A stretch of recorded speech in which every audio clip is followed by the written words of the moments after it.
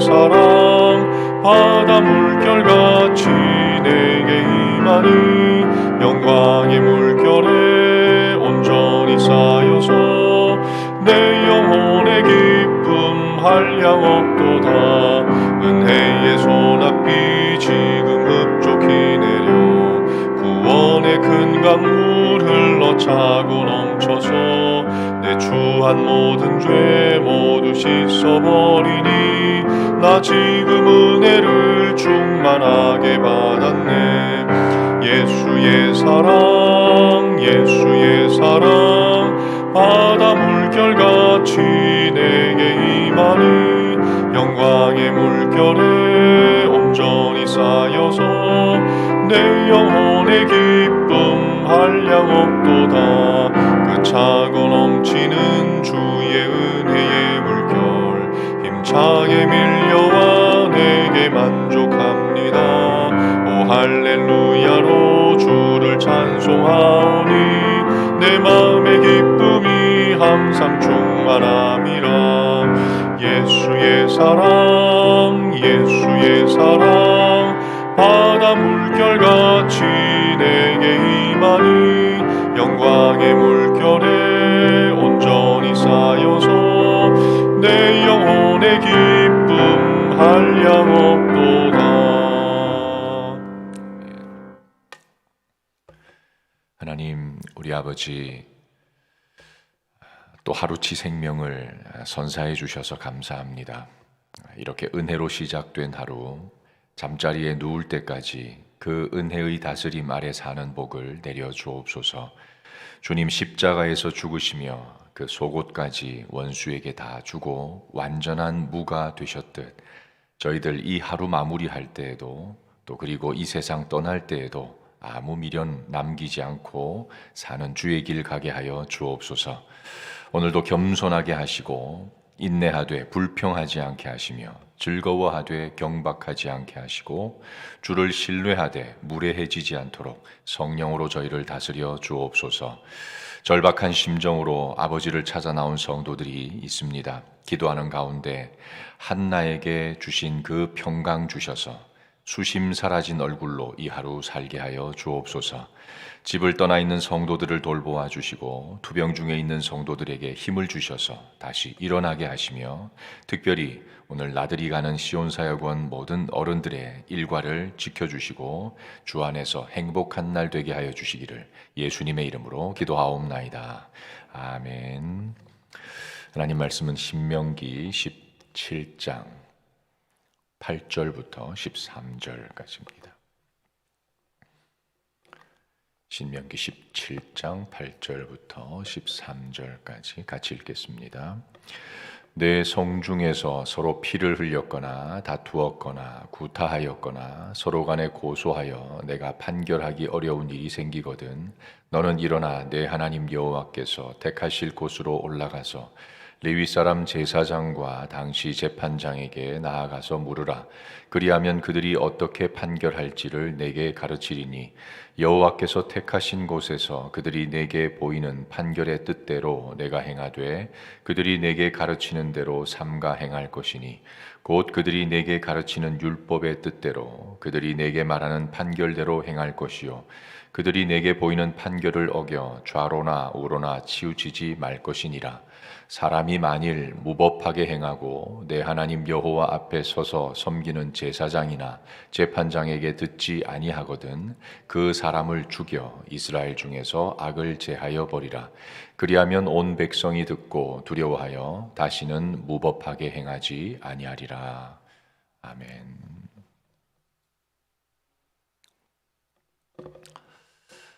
현재 이 세계의 법 체계는 크게 두 가지로 구분되어 있습니다. 하나는 고대 로마법을 이렇게 발전시킨 그 법 체계인 대륙법입니다.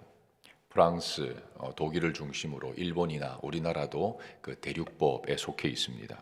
그 특징 중 하나가 교화주의를 채택합니다.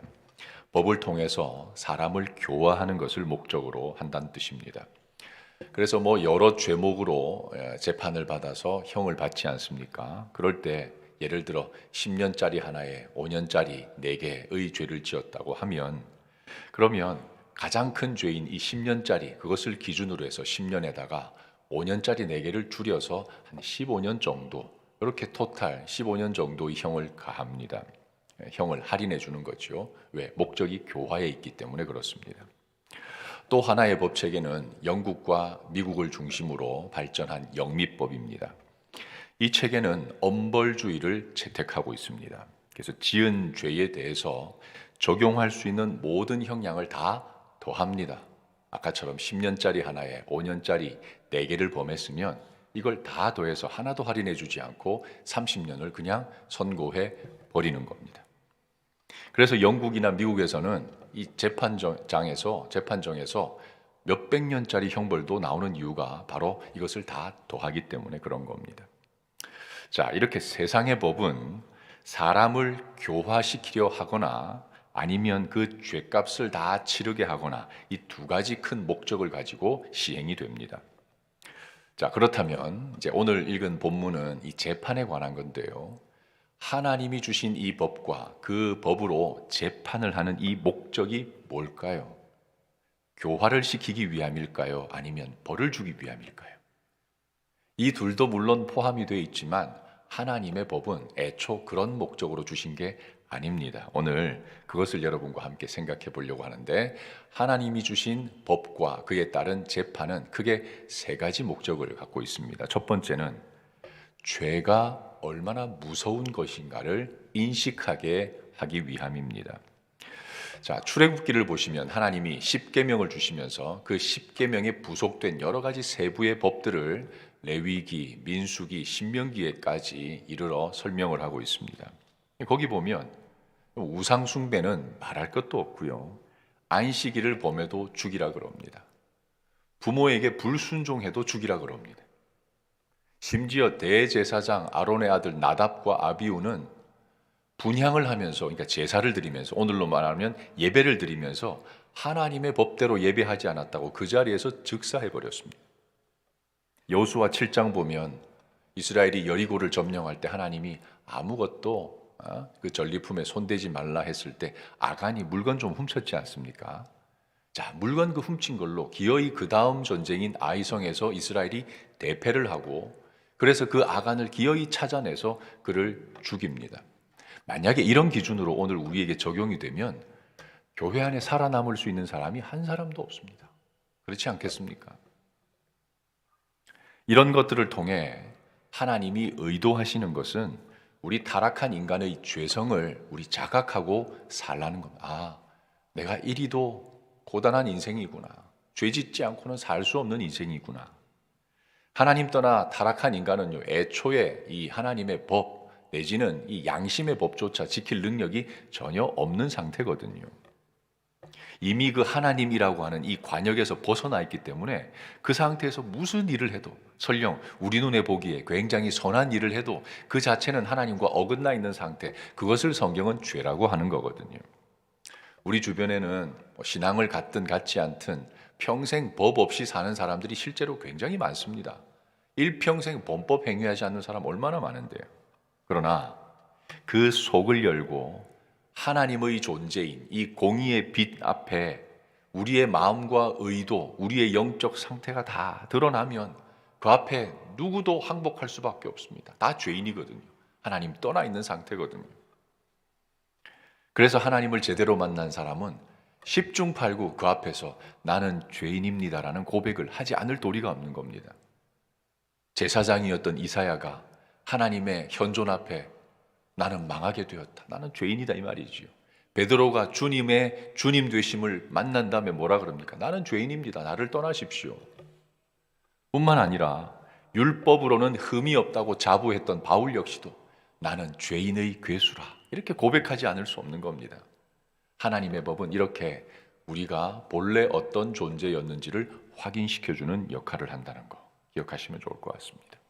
하나님의 법은 그래서 우리의 행위가 아니라 우리의 존재를 먼저 이렇게 지적하고 있다는 것을 꼭 기억하시면 좋겠습니다. 하나님 주신 법의 두 번째 목적은 인생의 주인이 누구인가를 확인하며 살라는 겁니다.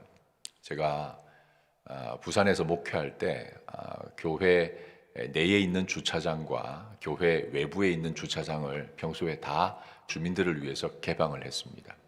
1년 365일 가운데 단 한 날, 주일, 1년에 52일이죠. 이 주일만큼은 교회가 쓴다는 이 표지판을 놔두고 나머지는 자유롭게 쓰게 했습니다.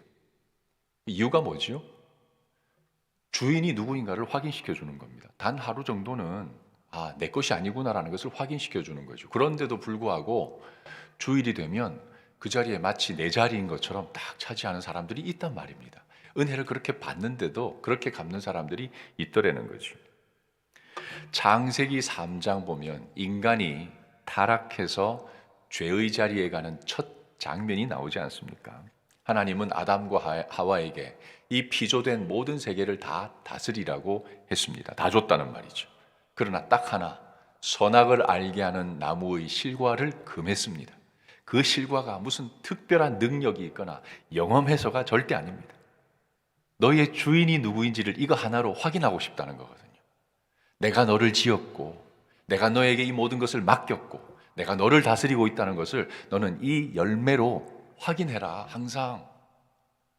근데 기어이 그것을 어기고 말지 않습니까? 하나님이 우리한테 원하는 거, 이 율법 주시면서요, 딴 게 아닙니다. 내가 너희를 지었고 나를 주인으로 알고 인정하고 살면 인생이 나만큼 커지게 될 거야 라는 것을 주는 사실 은혜거든요. 하나님의 법은 우리 기억하십시오. 구원받은 자유인에게 주신 것이 하나님의 법입니다. 우리를 노예로 만들거나 우리를 억압하거나 우리를 주눅들게 하려고 법 주신 게 아니란 말이죠. 자유인으로서 이 법을 받았다는 거 굉장히 중요합니다. 그래서 더 이상 인생의 주인이 내가 아니라 하나님이라는 것을 그냥 고비마다 일마다 때마다 확인하며 사는 것, 그게 행복 아니겠습니까? 진정한 행복자는 다른 게 아닙니다. 하나님이 나의 주인이시다. 그거 매 순간 인정하고 존중하며 사는 겁니다. 비록 우리가 완전하지는 못해요. 우리는 하나님의 법 다 못 지키거든요. 내 안에 있는 내 목소리에 대해서도 정직하지 못한 게 우리 인생인데 어떻게 이 법을 다 지킨단 말입니까? 그래서 내 주인을 의지할 수밖에 없는, 그것이 진짜 행복 아니겠습니까? 마지막 세 번째, 하나님이 주신 법의 목적은 그래서 은혜를 구하며 살라고 이 법을 주신 겁니다. 그 사도 바울이 이 땅에 이제 사역을 하면서 그가 갖고 있는 영적 몸부림을 가장 잘 보여주는 것이 로마서 7장 15절에서 25절까지의 말씀인데 오늘 돌아가셔서 꼭 한번 읽어보십시오. 그 핵심은 이겁니다. 내가 원하는 바 선은 행하지 아니하고 도리어 원하지 않는 바 악은 행하는구나. 오호라, 나는 곤고한 사람이로다. 누가 이 사망의 몸에서 나를 건져내랴. 이게 바울의 몸부림이었습니다. 율법은요, 겉으로는 바울처럼 흠이 없이 지킬 수 있습니다. 그러나 율법의 정신까지 들어가면 아무도 그 앞에서 지킬 도리가 없어요. 내가 무기력하다는 것만 확인하게 되는 겁니다. 이게 바울이든 베드로든 저와 여러분이든 이게 우리가 갖고 있는 실존의 모습입니다. 예수 믿고 이런 몸부림 없는 사람 아무도 없습니다. 만약에 이 몸부림이 없다면 안타까운 얘기지만 그분은 유기된 사람일 가능성이 굉장히 높습니다. 아마 그럴 겁니다. 하나님의 법 앞에 우리 모두는 예외 없이 한계와 무기력을 경험할 수밖에 없습니다. 그래서 필요한 게 뭡니까? 그래서 필요한 게 하나님의 은혜가 필요하다는 거죠. 그 다음 장 로마서 8장의 그 놀라운 선언이 바로 거기서 출발하는 거예요. 공고한 자라는 여기서 로마서 8장의 놀라운 선언이 시작됩니다. 그러므로 이제 그리스도 예수 안에 있는 자에게는 결코 정죄함이 없나니 이는 그리스도 예수 안에 있는 생명의 성령의 법이 죄와 사망의 법에서 너를 해방하였습니다. 내 힘으로 사는 게 아니고 그리스도인은 오직 이 은혜로 사는 존재임을 꼭 기억하십시오. 제가 우리 성도들하고 이렇게 신앙생활 같이 하다 보면 참 쳐다보기가 애처로운 분들이 간혹 있습니다. 뭘 그리도 지켜야 할 게 많은지, 하나라도 안 지키면 죽는 줄 알고 또 그런 걸 보면 견디지를 못하는 분들이 있습니다. 은혜의 지배가 아니라 육체의 지배를 받고 있기 때문에 그런 겁니다. 하나님의 이 생명의 법은 우리를 죄와 사망의 법, 육체의 법에서 완전히 해방시켰습니다. 은혜로만 산다 이 고백을 우습게 여기는 성도들이 참 많은데 아닙니다. 이거 진짜 이 고백으로 사는 게 그리스도인이거든요. 우리가 살아 숨쉬는 것도 은혜고, 내가 이 억만 죄악에서 구원받은 것도 은혜고, 하나님의 법이 말하고 있는 그 엄격함에서도 자유한 게 다 은혜 아닙니까? 그래서 은혜로만 산다, 이것은 우리의 노래여야 하고 우리 일평생 하나님 앞에 고백해야 될 찬송이어야 한다는 거죠. 오늘도 이 하루를 그렇게 살아가시고 남은 인생을 그 은혜로 사는 저와 여러분 되실 수 있기를 주님의 이름으로 축원합니다. 주님의 법은요, 절대 무서운 게 아닙니다. 구원받은 우리에게 주시는 하나님 은혜의 통로라는 것을 꼭 기억하시고, 그것을 가지고 바울처럼 몸부림치면서 나는 비록 약하나 우리 주님 나를 건져주셨고 우리 주님 나를 거룩하게 만들어가고 계시기에 내가 오늘도 그 은혜에 의지해서 이 하루, 이 사람, 이 일 내가 감당하겠습니다. 이렇게 이 하루 살아가시는 저와 여러분 되실 수 있기를 주님의 이름으로 축원합니다. 이제 말씀을 기억하며 함께 기도하겠습니다. 신명기를 우리 읽으면서 이제 중반쯤 왔는데 참 한 요소 한 요소들이 그냥 우리 심장을 덜컥거리게 만들고, 야, 어떻게 이렇게 사나 무겁게만 느껴질 수 있습니다만 그렇게 생각하실 거 없습니다. 하나님의 법은 자유인에게 주신 자유의 법이고 하나님의 은혜로 살아가게 하는 통로라는 것을 꼭 기억하시고, 오늘 이 하루에도 우리 이 씨름하며 사는 것, 그게 우리의 행복이자 우리의 즐거움이 되어야 합니다. 그것을 꼭 기억하시고 아버지의 마음을 잘 헤아리는, 그래서 나는 약합니다. 그러나 주님의 은혜는 강합니다. 그래서 내가 그 은혜를 의지하고 그거 꼭 잡고 이 하루 살겠습니다 라고 기도하시고, 여러분 앞에 있는 여러 가지 숙제들 있잖아요. 그 숙제들 여러분의 육체의 힘으로 감당하려고 하면 절대 안 됩니다. 오직 은혜, 하나님의 도움으로 감당할 수 있도록 은혜 더하여 주옵소서. 함께 기도하시고 이 하루의 삶을 두고 기도하신 다음에 자유롭게 기도하고 돌아가겠습니다. 하나님 아버지 감사합니다. 오늘도 저희들 하나님 불러주셔서 하나님의 현존 앞에 서서 우리가 누구인지, 우리가 어떤 사람인지, 우리의 가치가 어느 만큼인지 확인할 수 있게 해주셔서 감사합니다. 주님, 저희 하나님 죽었던 죄인입니다. 도무지 우리 안에는 가능성이 없어서 하나님 은혜로 살려주시고 그 은혜를 더 깊게 누릴 수 있도록 율법을 주시고 그 율법을 통해서 하나님의 은혜가 아니고는 살 수 없는 존재임을 확인하게 하시니 감사합니다. 주님, 오늘도 이런 마음으로 이 하루 즐거이 살게 하시고 행복자로 살게 하시고 하나님의 백성답게 오늘도 몸부림치며 살아가는 이 하루 되게 하여 주옵소서. 삶의 여러 가지 숙제들 앞에서 우리의 육체로 그것을 이기려 하지 않게 하시고 바울처럼 나는 곤고하지만 오직 주의 은혜의 법으로 사는 그런 고백을 하며 이 하루 마무리하는 복을 더하여 주옵소서.